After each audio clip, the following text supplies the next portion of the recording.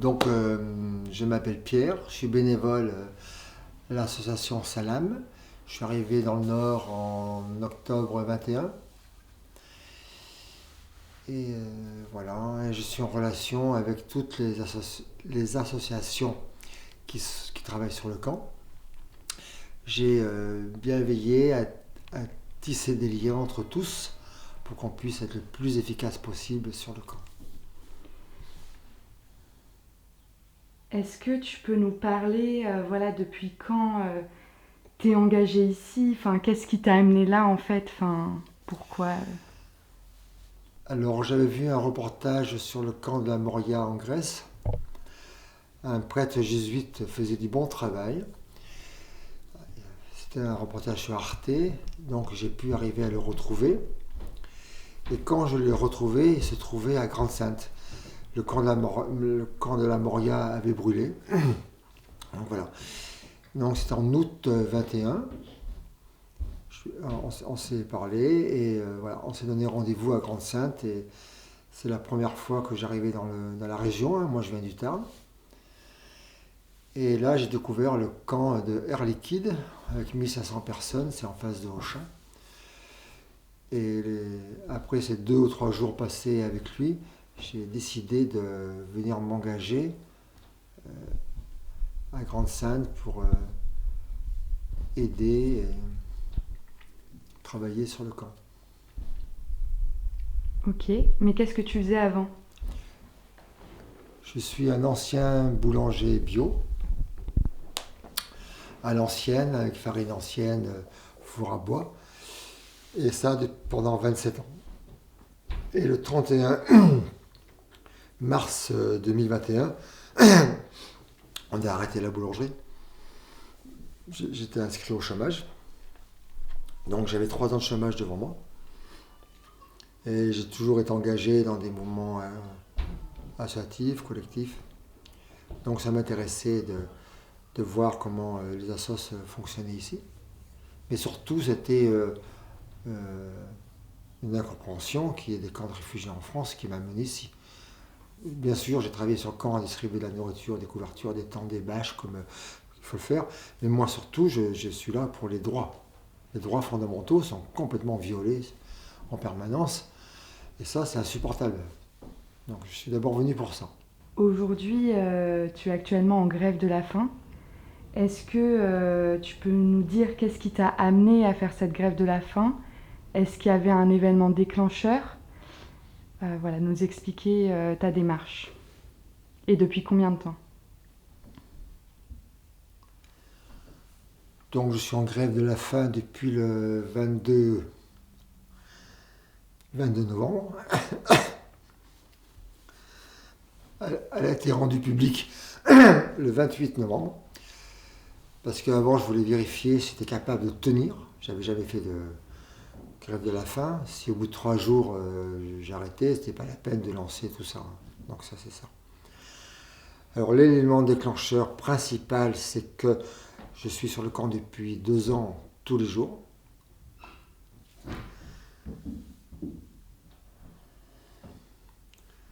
Et c'était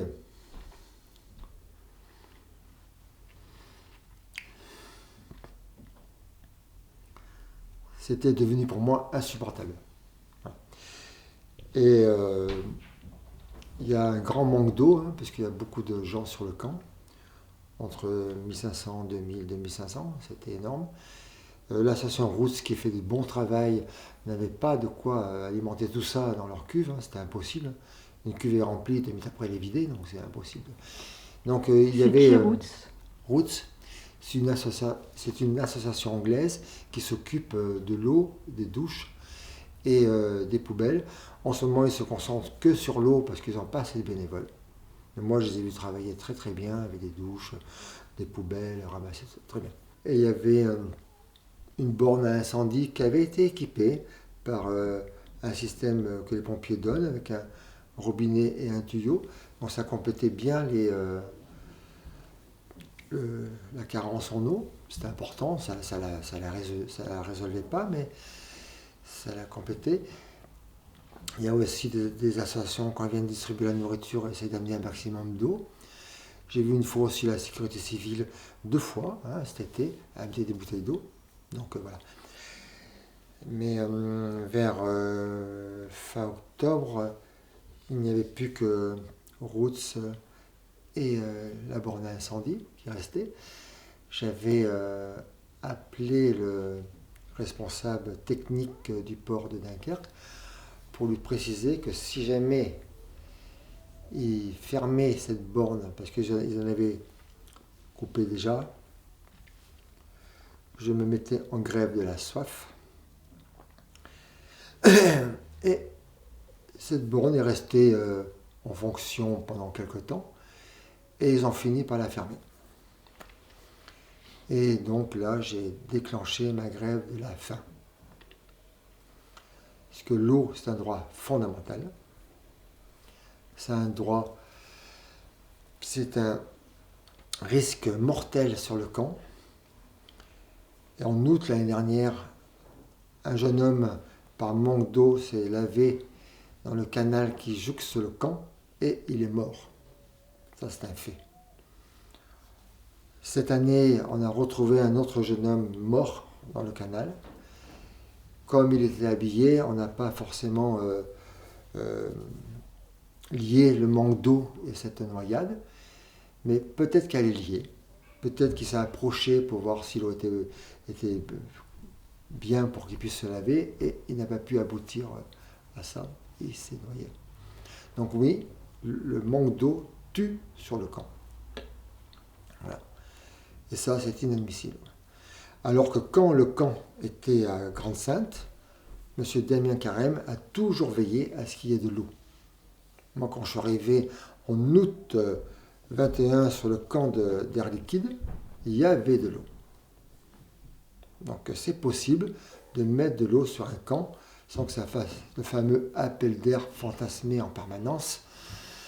Voilà. C'est qu'ils ont saisi mon camion illégalement quand je venais en aide aux gars du camp pendant un démantèlement. Et la saisie est illégale, complètement.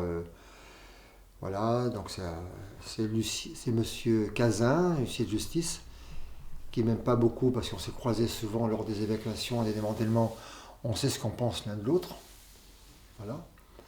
Donc il a profité de cette aubaine pour m'embêter, à servir le camp. Mon camion a été saisi 20 jours. Et pour cette saisie illégale, parce que quand le camion a été saisi, il m'a remis aucun procès verbal. Il ne m'a même pas dit qu'il allait être saisi d'ailleurs. Il m'a évacué du camp par le CRS. J'ai les vidéos et les photos qui peuvent prouver que ça n'a pas été sympathique.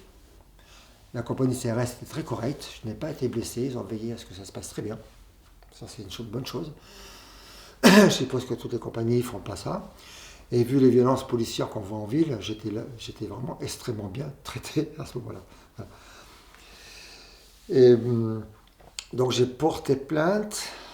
Je suis allé, mon camion a été saisi le 19 octobre. J'ai porté plainte au commissariat de Dunkerque le 21 octobre. L'officier qui était responsable de la journée du samedi ne voulait pas prendre ma plainte parce qu'il disait, vous voyez, c'est quand même un huissier, le sous-préfet, un officier de police qui était présent. Vous ne pouvez pas dire que votre camion a été volé en présence de ces personnes qui représentent la justice et le droit français. J'ai insisté pour porter plainte. Il a appelé la procureure. Comme c'est samedi, ils ont eu le substitut du procureur qui a donné son accord à la plainte. Donc j'ai pu déposer cette plainte. Parce que dès qu'on parle de camp de réfugiés, c'est très sensible. Donc ils veulent un peu contrôler et voir ce qu'ils peuvent faire pour gérer ça. Pourquoi c'est sensible ? Parce que c'est une zone de non-droit ici. Tous les droits fondamentaux sont violés en permanence. Et les associations sont aussi bousculées en permanence. Voilà, ça c'est ça. Donc c'est très sensible. J'étais reçu à part. Je n'ai pas été reçu par la personne qui reçoit les plaintes classiques. Déjà. J'étais reçu par l'officier de service. Donc ma plainte a été déposée le 21 octobre. En général, ça met 10 jours pour être traité, cette plainte. Et jusqu'à présent, ma plainte est toujours bloquée. On est le 6 décembre. Donc j'ai appelé, donc au bout d'un certain temps à peu près correct, j'ai appelé les commissariats pour savoir où en était ma plainte. Personne ne m'a répondu correctement. Après j'ai appris par un officier de police qui est très bien à Gravelines que ma plainte était bloquée par une autorité, que c'est une plainte sensible. Voyant que ça ne se débloquait pas, j'ai écrit à Madame la procureure, comme quoi qu'elle débloque ma plainte, hein, c'est pas normal qu'elle soit bloquée. Donc, et je l'ai informé aussi que du fait que ma plainte soit bloquée, j'entamais une grève de la faim le 22 novembre. Donc Madame la procureure est informée. Voilà, ça c'est. Et puis bien sûr, il y a une autre raison bien sûr évidente, c'est qu'ils ne déchirent pas les tentes en plein hiver. En France, nous sommes sous la loi hivernale. On ne détruit pas, les gens ne peuvent plus être mis. Et bien sûr, une tente, c'est pas une maison. Je vous garantis qu'ils souffrent dans les tentes. C'est pas. Et après, cette grève de la faim, elle est faite aussi pour qu'elle serve à d'autres. Moi, j'ai mes propres revendications, puis tout le monde peut utiliser cet outil-là que je donne pour que les gens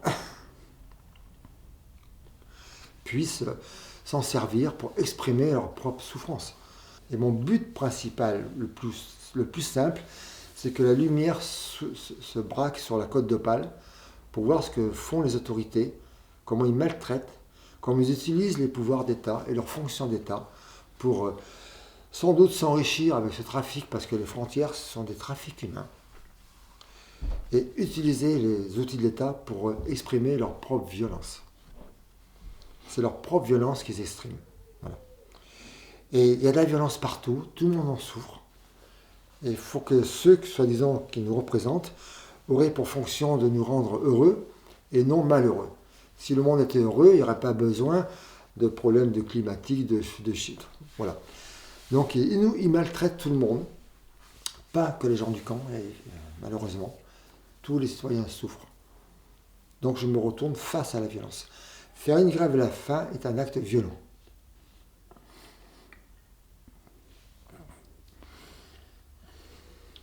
J'allais demander justement pourquoi choisir ce mode d'action, même si tu l'as déjà expliqué un peu, mais pourquoi particulièrement la grève de la faim? Pourquoi ce mode d'action particulièrement plus que d'autres? Alors ce mode d'action est violent, parce que quand on ne peut, je suis quelqu'un de non-violent, c'est un peu ridicule, je suis quelqu'un de normal, quoi. Parce que Gandhi, ils disent qu'il a utilisé la non-violence. Non, le terme qu'il a vraiment utilisé, c'est ahimsa. Ça veut dire ne pas nuire. Les journalistes ont traduit en non-violence, mais c'est pas la racine la non-violence n'existe pas, seule la violence existe évidemment. Donc, eh ben, ne voulant pas exercer la violence sur ceux qui exercent la violence, ben, je l'exerce contre moi. Voilà, tout simplement.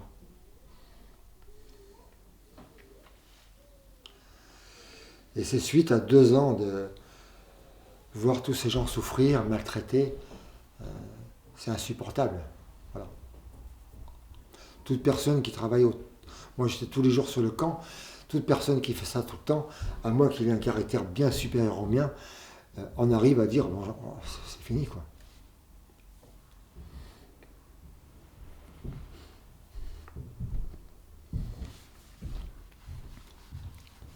On peut faire une petite pause. Hein.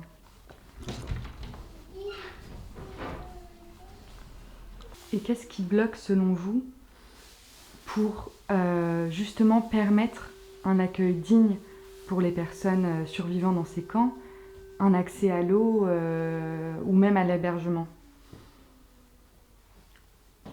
Je ne pense pas qu'il y ait d'accueil digne dans un camp. Je ne pense pas même pas qu'il y ait besoin d'accueil. Ce sont des êtres humains sur la terre. Ils ont leur place. Et s'ils viennent ici, c'est pour leurs raisons.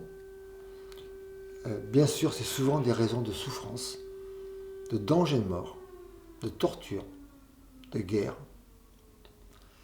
Si on quitte son endroit pour risquer sa vie sur tout le parcours de l'Europe, c'est pas par plaisir. Donc je ne considère pas qu'on a, qu'on a, qu'on les accueille. Je ne vois pas ça comme ça. Je pense qu'ils ont des droits. La France a signé des conventions et doit être reçue en tant que personne souffrante et personne demandant de l'aide. Voilà.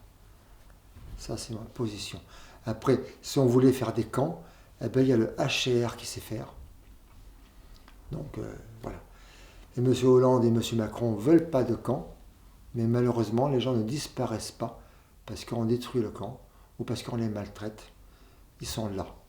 Voilà. Et qu'est-ce qui fera que je mettrai fin à cette lutte, hein, parce que c'est une lutte, elle n'est pas mortifère. Je suis parfaitement suivi par des médecins, extrêmement bien entouré. Donc là, je suis donc au 15e jour, je vais très bien. Donc bien sûr, je vais essayer de durer dans le temps pour que ce cri d'alarme soit entendu le plus possible. Après, aux gens de s'en servir.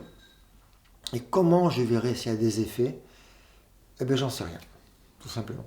J'ai pas du tout réfléchi à ça. J'ai pas du tout réfléchi quand j'ai fait cette lutte, quand j'ai entamé cette lutte. Pour moi, c'était fini. Donc voilà. Si je ne gère pas la France, je ne suis pas ministre de l'Intérieur, je ne suis pas président de la République. Donc, mais M. Macron a dit une phrase en 2018, je ne m'en souviens pas exactement laquelle, mais il remerciait tous ceux qui œuvraient sur le terrain pour soulager les réfugiés. Donc la phrase précise a été retrouvée. On a fait un communiqué de presse qui sera publié très bientôt. Et la phrase de M. Macron est en fin de communiqué qui se rappelle bien ce qu'il a dit. Mais bon, peu importe. Je ne vais pas changer le monde, je ne vais pas changer... Moi, ce que je dénonce, c'est la souffrance dans laquelle tout le monde vit. Je suis engagé au niveau écologie depuis 40 ans. C'est pas d'aujourd'hui.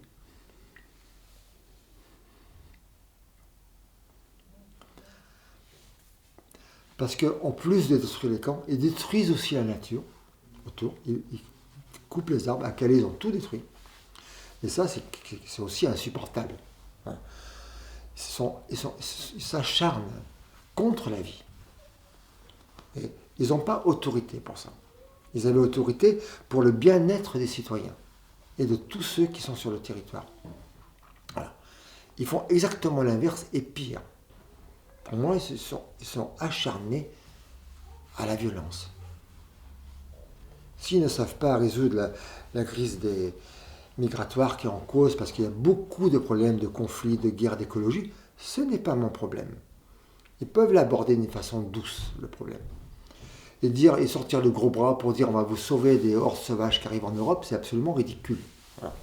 Il n'y a pas de hordes sauvages qui arrivent, pas du tout. C'est peut-être 3% de la population européenne qui est en déplacement sur le territoire. Sur l'Europe, c'est rien. Donc, si pour montrer qu'ils font de la politique efficace et ils maltraitent les gens, il faut bien entendre que 100% des gens traversent. Alors je ne sais pas à quoi sert l'argent de l'Angleterre, je ne sais pas à quoi servent les policiers qui sont sur le terrain. On critique beaucoup les passeurs, mais moi je vous dis qu'ils ne vont pas traverser à la nage. Enlever les frontières, ça enlèvera les passeurs et le trafic qui va avec, et enlever cette pression permanente des papiers, et les gens pourront respirer et commencer à vivre leur vie dont ils sont tout à fait le droit de faire ça. Rien ne peut arrêter la liberté, rien. La répression fait plus de morts, c'est tout. En 2 ans, il y a eu 60 morts sur le littoral, alors qu'il y en avait eu 300 et quelques en 18 ans. On va où, là? Ça change quoi, là? Qu'est-ce qu'on fait avec ça? C'est absolument inadmissible. La politique qu'ils mènent est inefficace, inadmissible, et si on devait chercher où va l'argent de partout, on aurait peut-être des surprises. Les entreprises ici gagnent l'argent autour des réfugiés, autour des exilés, parce que réfugié, ça sous-entend un refuge. Ils n'ont pas de refuge. Hein. Alors bien sûr, il y a un travail qui est fait quand même sur les mineurs non accompagnés. Il y a du travail qui est bien fait au niveau des des gens qui arrivent en souffrance. Il y a des soins qui sont apportés, il y a plein de choses qui sont bien faites. Là, je parle des conditions de vie du camp, mais il y a quand même des choses que la France assure parfaitement. Il y a aussi des gens qui arrivent à avoir des papiers, qui ont refait leur vie en France, qui sont heureux. C'est pas, voilà. On ne rejette pas tout, bien sûr, mais sous prétexte qu'on ne peut pas accueillir la misère du monde. Moi, je suis absolument d'accord qu'on ne prenne plus aucun exilé sur notre territoire, mais qu'on ne prenne plus non plus leur énergie, non plus leur pétrole, non plus leur matière première. Si on arrêtait le pétrole à Dunkerque va fermer, hein, c'est sûr. Si on arrête l'uranium, les projets de centrales nucléaires et d'entreprises électriques, il n'y en aurait pas non plus.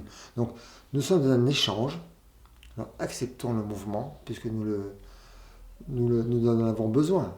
La France est un pays pauvre sans ressources. Voilà. Tout à l'heure, vous disiez que Madame la sous-préfète était informée... Ah non, d'accord. Madame la procureure. Madame la procureure. Donc, est informée que vous aviez entamé une grève de la faim. Est-ce qu'elle est venue vous voir depuis? Non, je ne pense pas qu'elle viendra me voir. J'ai écrit cette lettre avec cette notification que j'étais en grève pour qu'elle confie, qu'elle débloque le procès verbal, qu'elle le confie à un enquêteur et qu'il fasse son travail. Voilà, pas plus. Hein. J'attends pas à ce qu'elle vienne me voir, c'est pas sa fonction. Et est-ce que, du coup, votre plainte a été débloquée depuis? Jusqu'à présent, non.